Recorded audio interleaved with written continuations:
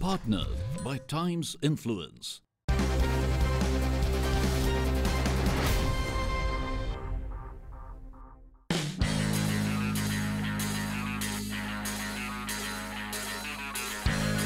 Staying true to their motto, the best keeps leading, German luxury car makers Mercedes-Benz India initiated an experiential dialogue on the theme of leadership at the Auto Expo 2018 with leaders in conversation. To enable them to grow with that responsibility makes them in itself better leaders that can tackle with all the disruptions that get thrown at us. After a lively discussion on the future of mobility, CEO and MD of Mercedes-Benz India, Roland Folger, was joined by Suresh Narayanan, Chairman and Managing Director, Nestle India; Wolfgang Will, Senior Director, South Asia, Lufthansa Group Airlines; and Gurcharan Das, renowned author, commentator and thought leader, for a discussion on leadership in the age of disruption, moderated by Times Network's Sonali Krishna.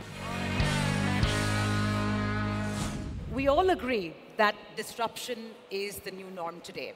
And we all agree that, as leaders, you are living in a world of chaos like you've never seen before. So I'd like to begin really with you, Mr. Das, before I go on to practitioners of today, on how do you look at leadership today? Do you think the leadership of today versus the leadership of yesterday needs to be different? Well, I think that leadership doesn't change with the times or with the fashions, just as business doesn't change. And I think we make too much of the Japanese style of business or the German style of business. The basic rules of business are universal.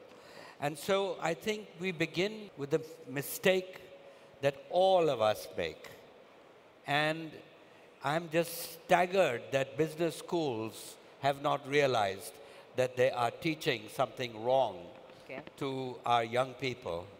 The mistake we make is that we hire people for their skills and try to train them in attitudes, when we should hire people for attitude and train them in skills.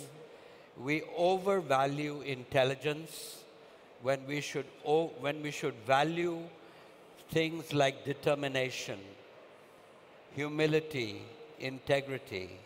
Let me take it to you, Suresh. I want you to very specifically answer first whether you think leadership requires a change for today than we saw it yesterday. How different are the operating worlds today? And I want you to throw light on some of the challenges leaders like yourselves face in today's rather complex landscape. I believe that the tenets of leadership have not changed. The context of leadership has changed. And on a lighter note, I had neither the IIT, nor the IIM, nor the Harvard Business School. And somebody, I think, made that judgment many years ago to take me into an organization. I'm deeply grateful for the exposure, the experience that I've had. And for me, really, leadership is not a role. It's not a chair. It's not something that is ordained and given to you. I look at leadership a bit more loosely. For me, it's a bit like a river defined by two banks. The role of the leader is to define what is it that he looks at in terms of the boundaries, the values, the purpose, the ethos, the ethics that he would like to encourage. The river is like the stream. It is like the wave. It is like the flow of people, their skills, their attitudes, and giving off their best to whatever is the task on hand. If you look at it, leadership in this manner any context, any disruption becomes a lot easier for you, because you then tend to firstly, as a leader, look at yourself. I think the biggest problem that we have as leaders is that we externalize things. If leadership is introspective, if leadership steps back and looks at what are the things that I can do to unleash the energies, the aspirations, the passion, the emotion, and the best of people. It's exactly playing to the point that Mr. Das said. It is attitude and not necessarily aptitude that always matters. It's definitely one of the key challenges that all of us face in organizations. It's also an issue that is not paid relevant attention to in our curriculum. If I could come to you, so you've heard both the men, right? So tell me if A, you have a different perspective on what they're saying, and B, what are your biggest nightmares today as the captain of the ship when you look at the constant chaos? We start with the first question first. And of course I disagree. I don't mean that with any disrespect. Sure. Of course I disagree, because simply my experience, my background, the team I work with are certainly different from everybody else's team. So it's not just you I would contradict, it's basically everybody. But we love contradictions. So No, please go ahead. No, but leadership, from my perspective, is something highly individualistic. Yeah. And that's why all these systems, all these easy solutions will always fail by definition, because everybody is different from everybody else. And as soon as we realize that and start living by that credo, we will start treating people differently. What I personally found out is how important it is to have not people that mirror your own image, but that you have a variety of different people that bring completely different experiences, backgrounds, personalities on board. We are much driven by today's society to, as leaders, everybody's looking up to us or looking over to us and saying, you need to decide. And that's my worst nightmare, to come to that point, because we need to get to a point where we really start delegating more responsibilities and decisions to our people according to their skills, according to their attitudes and what they can really do for the company, because that is the biggest motivation I've seen in my life that we can pass on to the people that work with us and work for us. And to enable them to grow with that responsibility makes them in itself better leaders that can tackle with all the disruptions that get thrown at us. And to look into the context of India again, I believe that this, because of all the changes and because maybe the blockage of reforms that we have seen in past years, will be now also a time and a decade where we'll see much more changes than we have ever seen before in India. And this is something that we need to do to get ready. But actually, I also think, and that's the way today we conduct the interviews. Actually, we do role plays, we do a lot of things which are more targeted in knowing the person a little bit, his way of how to approach a situation, how also to handle this uncomfortable situation of an interview. Sure. Because just looking on the CV, that is actually also boring. So clearly the wooing period while recruitment has become much longer. But just to bring it to you, I think 5-year plans are passe. Would you agree that, this whole 5-year, 7-year, 10-year plan is passe because A, the CEO doesn't know if he's going to survive 5 years in the organization, and B, you don't know if how your environment will change, let's say in a year from now. So how can you plan for 5 years hence? In the volatility and or the VUCA environment, as you call it today, trying to make 5-10-year plans is really a bit futile. And I think what's also in some organizations changing and needs to change is, for some of us, strategy has been put the number and then work backwards to what the strategy should be, right? Which sometimes is self-defeating because the strategy is not the goal. We sometimes confuse the strategy with the goal. We put the goal and then we work back to what the strategy would be. I think today it is more minimalist. What we have really is what is the essence of what the direction of the organization is. That can then morph into something larger or smaller, depending on the circumstances. I think that's where the leadership capability comes to accept failure, Right. retraction, and going in a different direction. It is the soft dimensions of leadership that you trip on, and seldom the big elements of strategy. Yeah. Sure, sure. You know, big companies like Mercedes-Benz or Nestle or Procter & Gamble or Lufthansa are not going to get big chunks of strategy wrong. I think they're just too clever and they have too many people involved. On the other side, Leaders in Conversation presented by Mercedes-Benz India sheds light on the impact of disruption on leadership. Great companies, you change leaders after 4 years, but the culture of the company is strong.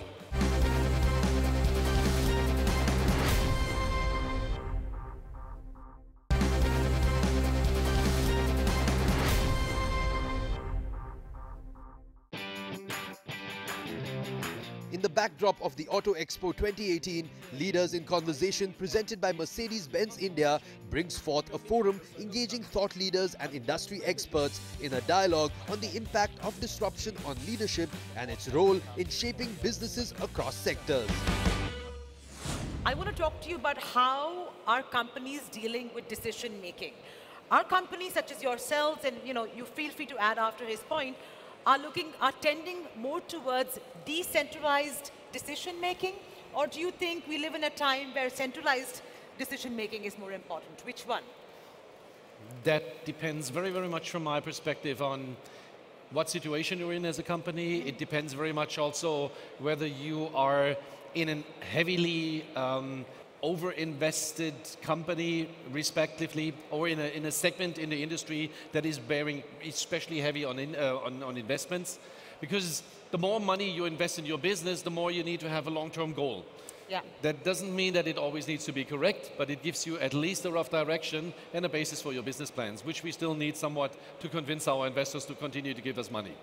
Now, in light of that, and this is where the different issues come in, it's easy to make a decision on long-term strategy because there is no risk in it really. Because by the time it comes to play, most of us are not in the job anymore.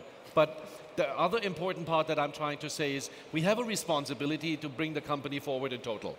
Now we need to bring in the teams, the people that later on have to make it work, the people that on the ground are responsible for doing the right things and also at the right time. And this is sometimes where we fail as large companies because we're so used to making decisions from the top that we completely forget how important for motivation, but also for making the right decision it is to enable and to basically push your people in taking over that kind of responsibility. My question really comes because you are large companies, across several countries. But the point is that every country, the culture is different, especially for let's say a country like India.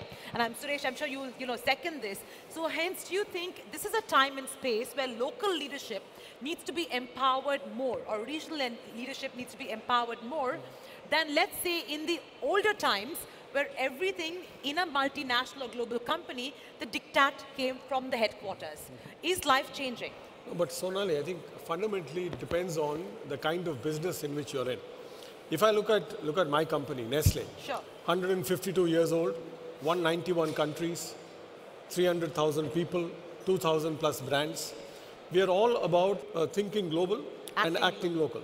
Yeah. We have always been a very decentralized company. Sure. I think in the consumer segment, the consumer industry, it's important like this to make very clear. It's a local business. When it comes to services in my area, we have to be careful because like in the past, it was also a nice excuse to say, because we are here in the very specific market, we do it this way and not like head office is proposing. Today we have transparency. We are dealing with a lot of transparent platforms. Everyone with a press on the button knows in head office what's the situation over there. So there it's a little bit different in my area. I think it's very important when you want to progress when it comes to products and services, and you want to especially be innovative and go the digitalization innovation way, you have to have central project in order to make sure that the customer experience is everywhere And it's stands uniform. the same. Yeah. That does not mean that we do not care about the needs and expectations of specific markets. Sure. Here in India, we cater a lot to the expectations of our Indian customers. In our products, we have a lot of elements which are very Indian specific, like the Indian food on board, like the Bollywood movies, the music, etc., etc. But I think in today's world, you have also to try to give your customers an experience they can That is global. have everywhere. Got it. And therefore, you need also a certain percentage of or degree of centralization. And now correct me if I'm wrong. I am told that the average tenure of a CEO is 4 years. And the average tenure of a CMO, which is a Chief Marketing Officer, is 2 years. Do you think today it's also worthy to question how organizations adapt when leadership changes are so rampant on the top? In great companies, you change leaders after 4 years, but the culture of the company is strong. So strong that people sort of adhere to those values and principles. The secret I found was to strike that right balance between the local and the global. For me, the question is not the longevity of the CEO, but what does the CEO, what is the core task of leadership? Right. The core task of leadership that I see for myself is the legacy of leadership. The legacy that I have a crew, a team that is capable of handling situations, execution, carrying forward the business of this company far more competently than I did. And therefore, the core role that I see myself playing is to embed, to direct, and to ensure that the purpose and values of the organization, loosely defined by the term culture, are maintained even if I am not here as the CEO of the company. But do you think this is a very optimistic view and, and may not be the case in every place? Give me your views. It is not optimistic, because I think I come back to the question the point that Mr. Das made. Great organizations embed cultures and they allow for disruption in the environment to affect them, but they don't allow their core cultures to change. So when I move across Nestle worldwide, I move only to a new Nestle location. The feel and smell of the office is exactly the same. That is the secret of great organizations. Okay. What do you think, Mr. Folger? I've been working now for Mercedes for 38, close to 39 years. So I've seen a lot of different styles of leadership coming and going, from the very top down to middle management. And the main experience was actually that there were, with each and every CEO on the very top, significant changes on overall policies, overall directions, governance, compliance, and what have you.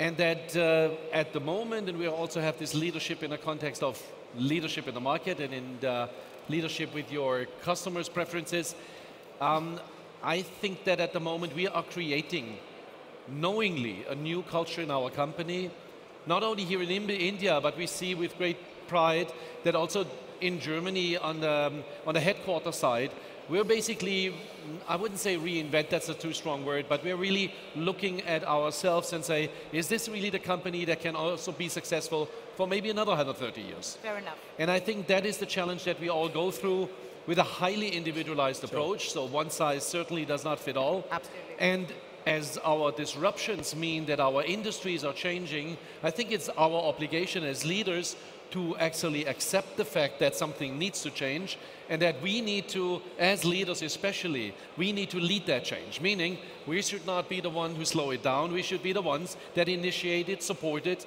and then see it through. Whether we're going to be 4 years, 2 years in the job, or 10 years, and it should not make actually a difference. I'd like to give you the last word. The last word, yeah, well, and the change does not stop at the company culture, because also the company culture is evolving. The Lufthansa 50 years ago was a different Lufthansa. the Lufthansa in 10 years Will be a different also Lufthansa, different. Why? yeah. Because the people are different, and we are talking about new generations who think differently, who have other perceptions and other goals. And I think that's actually the beauty of it, to being heading such organizations, because you really can contribute to this change and make it happen. At the end, yes, we all want that at the end there is success, that it's a successful change. And I think whenever you reflect on yourself and your function and see the goal to really move this organization with its entire team forward, that then you really can really get a lot of out of this role, and a lot of satisfaction as well out of it. Well, on that note, thank you so much, gentlemen, and all the very best to three of you who are currently practicing professionals, and hopefully you will manage to steer your organizations during these very challenging times that are currently we are facing, and of course in times to come. And Mr. Das, thank you so much for giving us your old world view and the old world charm that came with it. Thank you so much.